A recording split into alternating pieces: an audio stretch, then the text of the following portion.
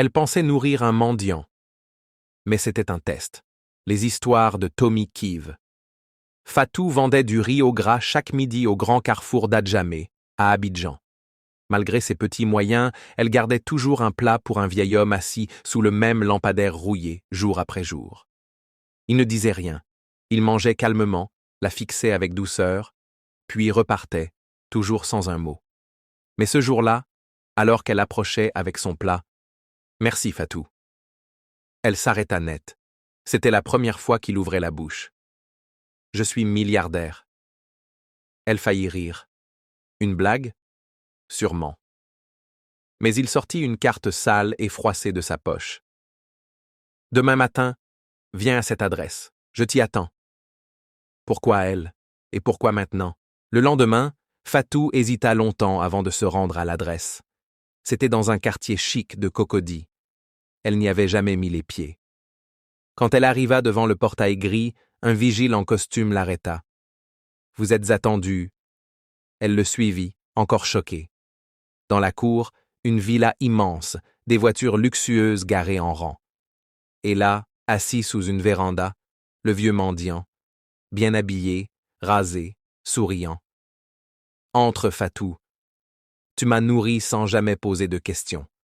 Maintenant, c'est à moi de te rendre ce que tu mérites. » Elle n'en revenait pas. Qui était vraiment cet homme? Pourquoi ce déguisement? Fatou s'assied en face de lui, incapable de parler.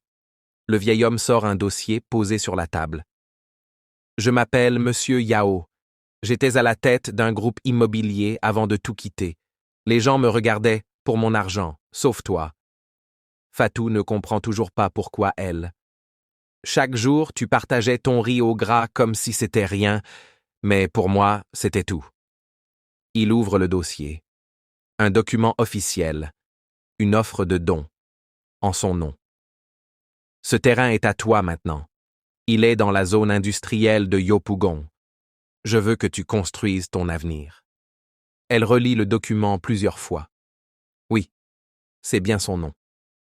Monsieur Yao ajoute « J'ai observé ton courage, ta patience. Je veux financer ton idée. » Fatou a les larmes aux yeux.